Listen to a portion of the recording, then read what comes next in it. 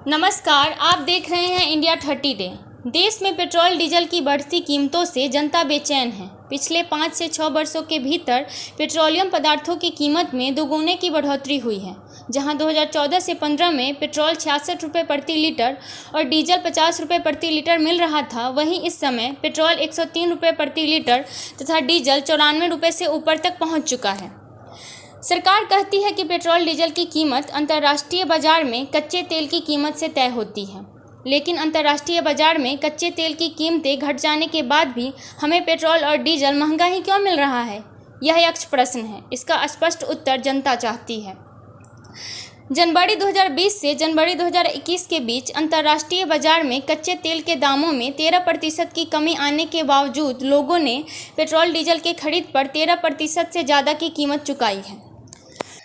मार्च 2020 में जब दुनिया भर में लॉकडाउन लगने लगा तो कच्चे तेल की कीमत 29 रुपये से घटकर 16 रुपये हो गया, लेकिन फिर भी आम लोगों ने 5 रुपये कम पर ही पेट्रोल डीजल खरीद किया। आखिर क्यों? जब हम जानकारी एकत्रित करते हैं तो इसके पीछे पेट्रोलियम पदार्थों पर लगने वाला टैक्स जिम्मेदार है। पेट्रोल डीजल की कीमत बढ़ने का एक प्रमुख कारण केंद्र एवं राज्य सरकार द्वारा लगाए जाने वाले विभिन्न प्रकार का टैक्स है। अंतर्राष्ट्रीय बाजार में भले ही पेट्रोल डीजल की कीमतें कम हों, लेकिन उसका असर हम तक इसलिए नहीं पहुंचता क्योंकि आम उपभोक्ता तक पहुंचते पहुंचते सरकार कई तरह के टैक्स लगा देती है। पेट्रोलियम पदार्थों पर केंद्र और राज्य सरकारें एक्साइज ड्यूटी के अलावा और कई टैक्स लगाती है। इससे सरकार को काफ़ी राजस्व मिलता है। इसके अलावा राज्य सरकार बिक्री टैक्स या वैट वसूलती है। उसके बाद माल भाड़ा, dealer commission, value added tax भी पेट्रोल डीजल पर जुड़ जाता है। कुल मिलाकर वर्तमान में पेट्रोल के खुदरा बिक्री मूल्य का 58% और डीजल के खुदरा बिक्री मूल्य का 52% टैक्स सरकारें लेती है। इसका मतलब हुआ कि अगर पेट्रोल की कीमत 100 रुपये प्रति लीटर है तो मोदी सरकार और राज्य सरकार की ओर से लगाए गए टैक्स में 58 रुपये का हिस्सा है। इसमें से केंद्र सरकार का एक्साइज ड्यूटी लगभग 32 से 33 रुपये और बाकी राज्य सरकार की बिक्री टैक्स यानी वैट है।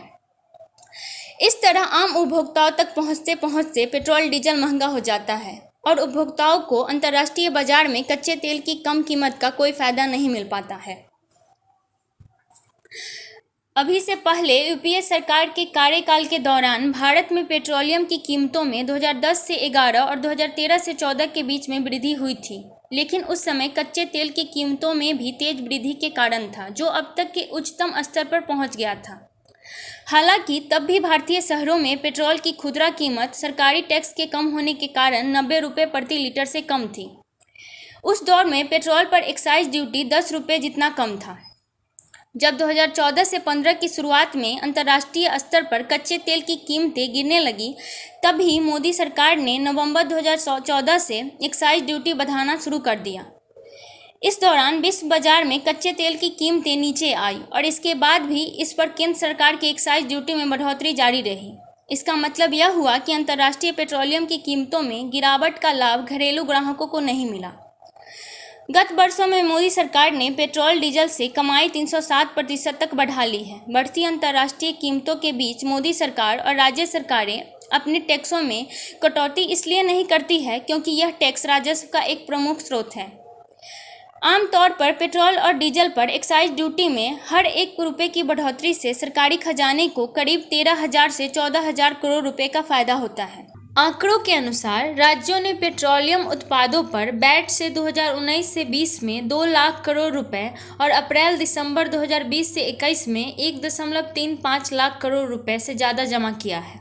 मोदी सरकार ने 2020 से 21 में एक्साइज ड्यूटी से 3.89 लाख करोड़ रुपए जमा किए, जो 2019 से 20 में जमा किए गए 2.39 लाख करोड़ रुपए से 62% ज़्यादा है।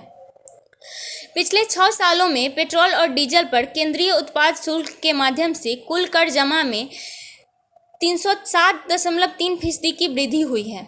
इसमें अकेले पेट्रोल से टैक्स जमा 206% और डीजल से 377% बढ़ा है। गौर करने वाली बात यह है कि टैक्स जमा में यह इजाफा तब हुआ जब लॉकडाउन के कारण कहीं आने जाने पर पाबंदी लगी हुई थी।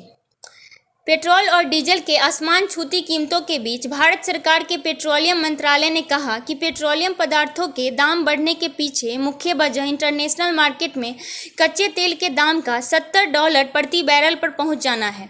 इससे घरेलू बाजार में भी दाम बढ़ गए हैं, जिसका उपभोक्ताओं पर खराब असर पड़ा है। लेकिन लोगों का मानना है कि सरकार बरगलाने के बजाय हर पेट्रोल पंप पर एक बोर्ड लगाए, जिसमें पेट्रोल के टैक्स से जुड़ी सभी जानकारी साफ साफ दी जाए। जैसे पेट्रोल की बेसिक कीमत 35.5, केंद्र सरकार का टैक्स 19 रुपये, राज्य सरकार का टैक्स 41.55 रुपये, वितरक का मुनाफा 6.05 रुपये, कुल मूल्य 102.1 रुपये प्रति लीटर।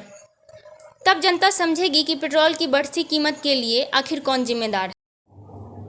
इंडिया 30 डे के लिए संपादक बजरंगबली सिंह की रिपोर्ट।